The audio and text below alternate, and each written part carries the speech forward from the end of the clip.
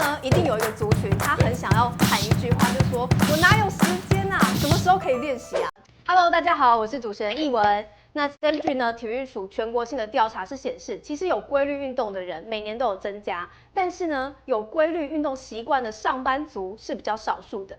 今天呢我们就请到正能量 Fitness 的何守正教练，告诉我们运动对于上班族有多重要。欢迎大家好，我是守正教练。教练很想问的是，上班族啊，有时候会想说，我上班去走路啊，捷运站走到公司，然后我可能走楼梯，我就算是运动嘛。就我们来说，其实我们把它分成两个部分了，一个就是劳动，一个就是运动。那劳动的话，可能就像你刚刚讲的嘛，我们有时候通勤的时候啊，走路、上下楼梯，甚至做些家事，那个比较偏向劳动。那运动的话，就是要看你的心跳率来决定。那运动它会有分，可能有低强度、中强度跟高强度，这个就完全是看你的心跳率来区分这个强度的部分。哦，那除了心跳率这样的数值来说的话，还有没有其他可以分辨的？说什么是强，什么是中，什么是低？这样子好了，如果是用低强度来讲，我们一般就是你的心跳率可能在100或是100以下。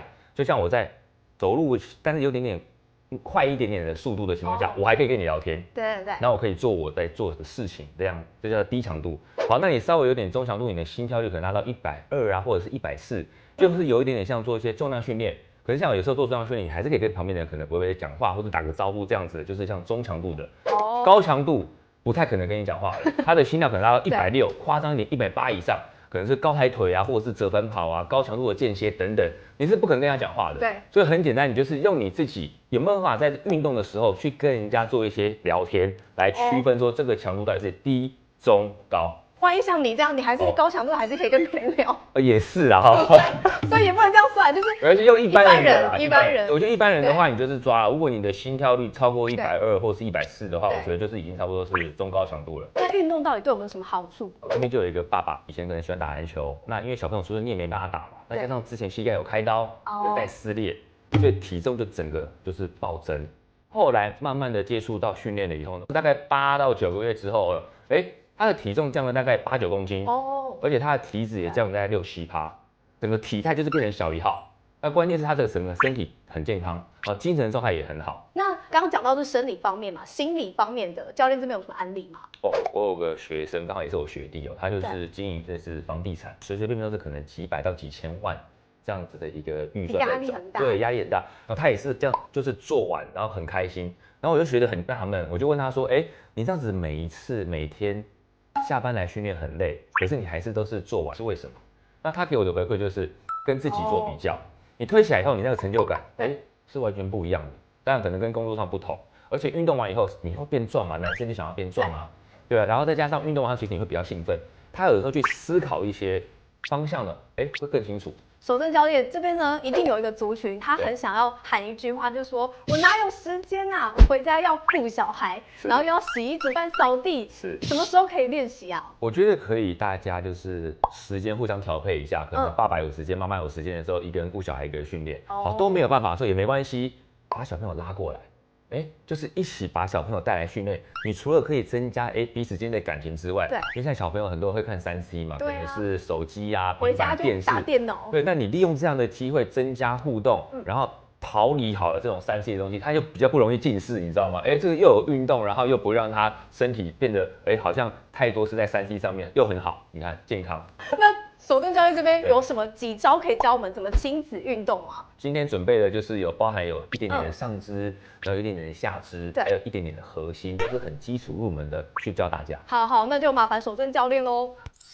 好，守正教练，亲子运动有哪些动作可以做？好，我们先用这个水壶代替小朋友站着的话，当然比较安全。如果他是比较小一点的话，那你对你来讲就可以坐着做。然后你就是这样，想象你这样子手上抓着这个水壶的外侧。那我们这个动作其实是训练到你肩膀的前侧，还有一点点你的蝴蝶袖三头的位置。需要。好，然后你的手啊，你可以稍微开一点没关系啊，但我们一般建议你稍微窄一点点，才会让你肩膀前侧用力多。然后脚踩好地板，好，往上推，吸气。下来之后慢慢吐气，坐直挺胸哦。好，再往上推，吸气。好，下来吐气。就这样你可以反复做个大概8个、10个，然后休息个1-2分钟以后，再做个2个 round、3个 round 都可以，看你的能力。那第二个呢，我们要做的就是负重的深蹲，这有几种一般有的人会一样抱着小朋友的嘎吱窝，或者是他直接这样子熊抱的，你这样抱着也可以，这样子抱着他也可以。对，那我们可以侧面让大家看一下，就是你的脚的宽度啊，比你的骨盆宽。脚跟脚趾都要抓着地板，然后挺胸。你就想象刚刚你坐椅子的概念把你的这个髋屁股往后推，然后挺胸，膝盖脚尖朝前。好，下来之后吸气，收肚子，屁股往后推，膝盖尽量不要超过脚尖哦。那你的大腿跟地板平行，吐气的时候慢慢上来，膝盖伸直，但是不要锁死，但是屁股帮我夹一下。好，所以你在做的时候记得膝盖不要往前跑。好，慢慢下来吸气，收小腹，挺胸，好，慢慢的吐气上来。用吐气上来，这样子这个动作啊，主要就是训练我们大腿的前侧，还有屁股，可能6下、8下、10下不一定，看自己的状况。那你做完以后，你休息个1分钟、2分钟，然后再做2个 round、3个 round，都是看你自己个人的能力。对。好，那我们第3个亲子的互动，我们要做的是肚子核心。好，我们就先可能跟小朋友面对面，好，坐下来。你要注意这个2个的位置自己要抓，因为每个小朋友的身高、脚长都不一样。那往后的时候，你的手掌就是在你的肩膀正下方。然后你的手指头，你想要朝前、朝外、朝后都可以，就是不要让你的手腕不舒服。可以张开吗？也可以。然后把你的2个脚屈膝，好，慢慢抬高，然后脚掌对脚掌。好，准备好以后呢，慢慢的把你的脚往下，再往上，到最高，再往下，再往上到最高。这个的部分就是跟小朋友的互动，有做核心。对。就像我们讲的，我们希望小朋友就是可能有多一点点的运动，去代替一些。可能看3C 啊这样子的一些状况发生。对，而且其实小朋友他也很希望跟爸爸妈妈一起玩啊，或是2个人可以制造一些比较美好的回忆，甚至可以互相鼓励，就说加油啊，我们一起做这样。所以就请各位爸爸妈妈们跟着我们一起来动一动咯。加油！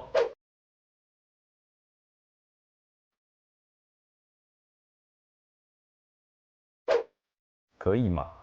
好，慢慢下。有搭着的话好像就还好。因为都在我力量之中。